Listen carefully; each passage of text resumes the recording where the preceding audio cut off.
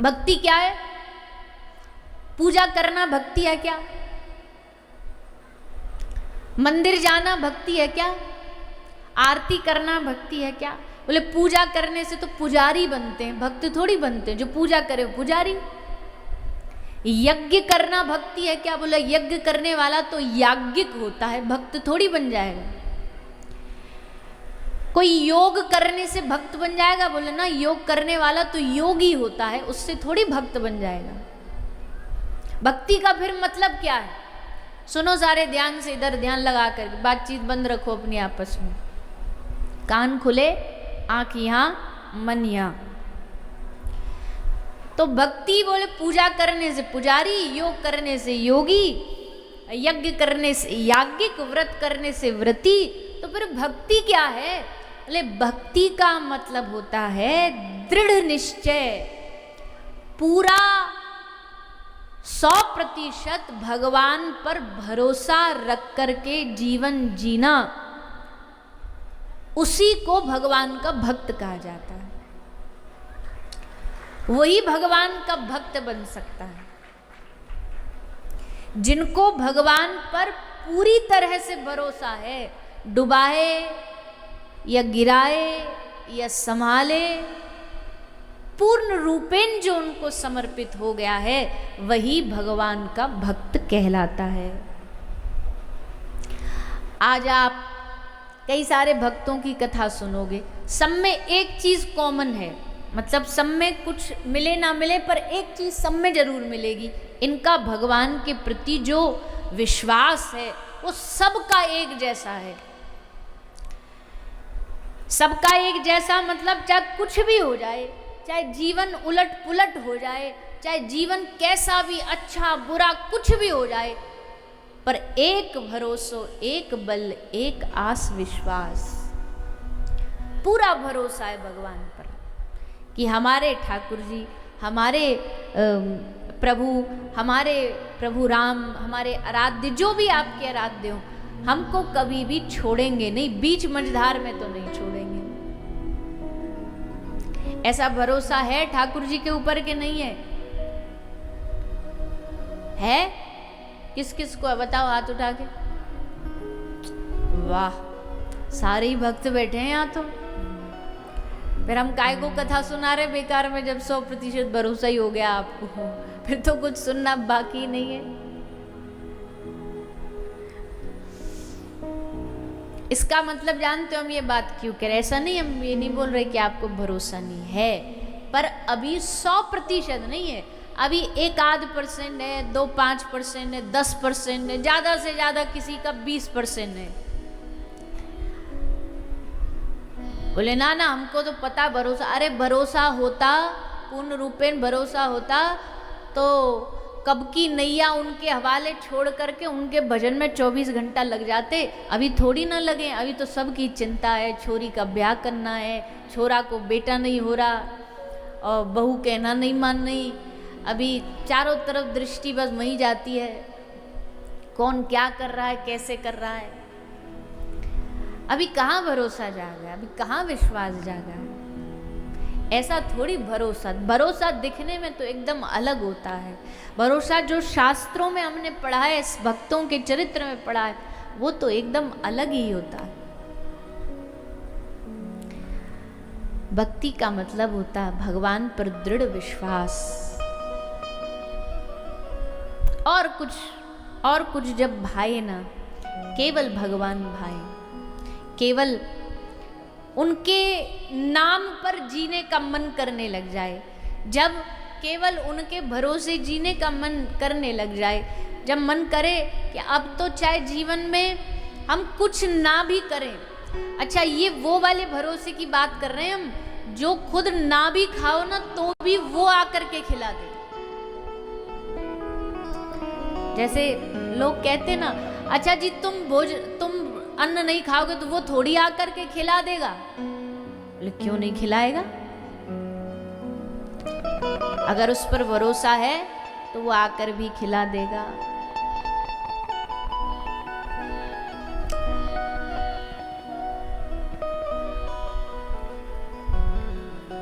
एक दृष्टांत सुनो। कहते हैं एक बार एक बड़े अच्छे महापुरुष अयोध्या जी में एक धर्मशाला में रुके थे, और उसी धर्मशाला में जहां महाराज जी रुके थे, उसी धर्मशाला के कोने में एक और कोई गृहस्थी सेठ रुका था, कोई साधारण मानव रुका था। अब क्या हुआ यूं कि जब उस साधारण मानव का, उस व्यक्ति का सोने का समय होता, बाबा जी के जगने का समय होता, जब वो सोने को तैयार होते, बाबा जी की झांझ मजीरा चालू हो जाती, करताल चालू हो जाती, झांझ मजीरा बजाने लगते सुबह सुबह 4 बजे। और कई लोग होते हैं, उनको साधुओं का 4 बजे जग करके गाना, उच्च स्वर में बोलना, संकीर्तन करना उनको भाता नहीं है, पचता नहीं है। बाबाओं को गाली देते रहे, सुबह सुबह सोने नहीं देता। एक तो खुद करते नहीं है, और जब कोई सामने से कोई कर भी रहा होता है तो उसको 100 गालियां सुना देते हैं। सुबह सुबह आ जाते हैं ये लेकर के झांझ मजीरा, काम धंधा कुछ है नहीं, हमारी और नींद खराब कर देते हैं। अरे नींद नहीं खराब कर रहे, तुम्हारा कल्याण कर रहे हैं, पर हमारी बात समझ में आती नहीं। तो 2-4 दिन ऐसे होता रहा। बाबा जी सुबह जगते, झांझ मजीरा बजाते, इसका सोने का समय डिस्टर्ब हो जाता। तो एक दिन लड़ने आ गया महाराज जी से, बोला क्या ये झांझ मजीरा, सीताराम सीताराम सीताराम, बावरे हो गए सीताराम गाते गाते। क्या है सीताराम में? कोई भगवान भगवान नहीं होता, ये पागलपन है। भगवान होता दुनिया में तो हम भी मानते, हमें पता है वो दिखता ही नहीं तो होगा कहाँ से, वो बोलता ही नहीं तो होगा कहाँ से। अरे जो चीज होती है दिखती तो है, जब दिख ही नहीं रहा तो मतलब है ही नहीं। महात्मा जी ने कहा भैया ऐसे मत बोलो, हमारे भगवान हैं, हमारे आराध्य हैं, उनके लिए ऐसा हम सुन नहीं सकते। लेकिन क्यों नहीं सुन सकते? जब जो बात सच्ची है सच्ची है। तुम्हारा भगवान क्या आकर के हमारा सब काम कर जाएगा? अगर हम भोजन नहीं करना चाहें तो क्या भगवान तुम्हारा आकर के अपने हाथ से जबरदस्ती खिला जाएगा? है तुम्हारे भगवान में इतना हिम्मत? तो इसने एकदम चैलेंज दिया। महाराज जी ने भी राम नाम के भरोसे बोल दिया, बोले हाँ है हिम्मत, खिला जाएगा, अपने हाथ से ही खिला जाएगा तुझे। बोला हम खाना नहीं चाहते तो भी खिला देगा? बोले हाँ तो भी खिला देगा। बोले देख लेना? बोले हाँ देख लिया, भगवान भरोसे। ये भी एकदम जोश में आ गए। तो सेठ बोला ठीक है, चैलेंज करते हैं। क्या चैलेंज करते हैं? बोले तुम्हारे भगवान में अगर इतनी ताकत है तो हम उसको 1 दिन का चैलेंज दे रहे हैं। कल रात होने से पहले पहले हम संकल्प ले रहे हैं, हम नहीं खाएंगे कुछ भी, पर अगर तुम्हारे भगवान में ताकत है हमें खिला के दिखाए, हम मान जाएंगे। मान क्या जाएंगे? हम भी तुम्हारी जगह ये कपड़ा पड़ा बदल कर हम भी झांझ मजीरा लेके तुम्हारे संग फिर सीताराम सीताराम गाएंगे। महाराज जी ने भी कह दिया ठीक है भैया, चैलेंज एक्सेप्टेड। जा, कल रात होने तक हमारे राम जी, हमारे सीताराम जी तुझे भोजन कराएंगे, तुझे करना पड़ेगा। बोले हम नहीं करेंगे। बोले देखते कौन जीतता। अब वो निकला व्यक्ति, अब उसने मन में क्या विचार किया? बोले घर गया तो घर पत्नी हो सकता है जबरदस्ती करके खिला दे, बच्चे खिला दे। समाज में रहा तो समाज में भी ऐसी कोई ना कोई परिस्थिति, सिचुएशन आ सकती है कि खिला दे। ऐसा काम करता हूँ, जंगल में जाता हूँ अकेला, कोई होगा ही नहीं तो प्रेशर कौन करेगा खिलाने का? जंगल में अकेला जाऊंगा, कल शाम होने तक जंगल में ही रहूंगा, निकलूंगा ही नहीं बाहर, देखता हूँ कौन खिलाता मुझे। तो चला गया जंगल में, एक पेड़ पे ऊपर छुप के बैठ गया। दिखे ही ना हम किसी को, दिखेंगे ही नहीं तो कौन हमको खिला देगा? तो पेड़ में छुप के बैठ। और उधर जो महाराज जी है धर्मशाला में बैठे बैठे राम जी को हाथ जोड़ के कह रहे प्रभु जोश जोश में चैलेंज तो ले लिया, अब नाक मत कटवा देना, क्योंकि हमारी तो कटेगी नहीं, आप ही की कटेगी। आपका ही 1 नंबर कम हो जाएगा, बेचारा ये भक्त बनने से रह जाएगा, आपकी काउंटिंग भक्तों की कम हो जाएगी। अगर इसको भक्त बनाना है प्रभु तो कुछ तो आपको चमत्कार करना पड़ेगा। भगवान भी बड़े खिलाड़ी हैं, बड़े लीलाधारी हैं, लीला करते हैं। तो क्या लीला करी? ये पेड़ पे छुपा बैठा था। सोई महाराज उस जंगल में बहुत सारे कुछ व्यापारी एक गांव से दूसरे गांव जा रहे थे, उनकी पूरी फौज जा रही थी, यात्रा जा रही थी। बीच में थक गए तो पेड़ के नीचे बैठ गए, बोले लाओ निकालो अपना अपना भोजन निकालो, भोजन खाते हैं। तो व्यापारियों ने पूरा भोजन निकाला और भोजन निकाल के थाली सजा करके इतने खाने को तैयार ही हुए कि उनको बड़ी जोर से घोड़ों की थाप की आवाज़ आई, बहुत सारे घोड़ों की थाप की हिनियाने की आवाज़ आई।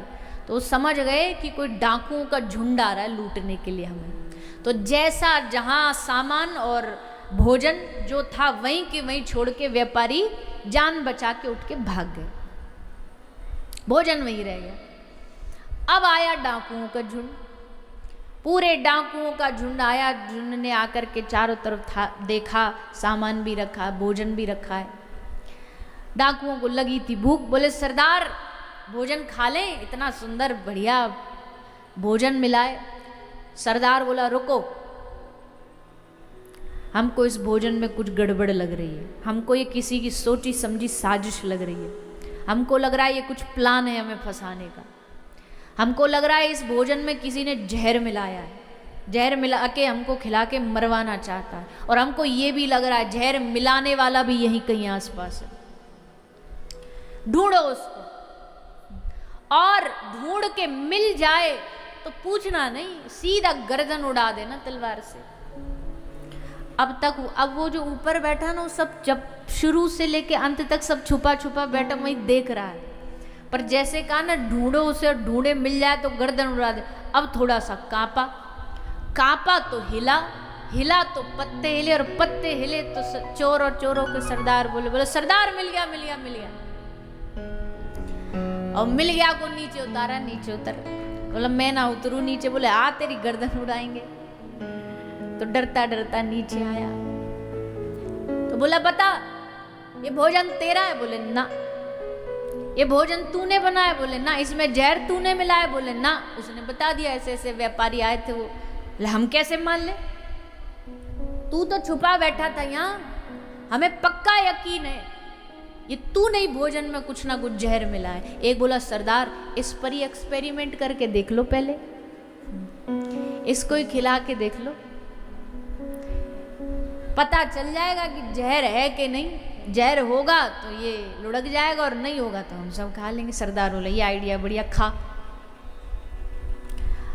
अब हाथ जोड़े, बोले मैं न खाऊं। सरदार बोला क्यों ना खाए, अब कैसे कहानी बताए। सरदार बोला खा। ले मैं नहीं खाऊं। बोले ना खाए तो तेरी गर्दन काटे। अब या तो मरे या खाए।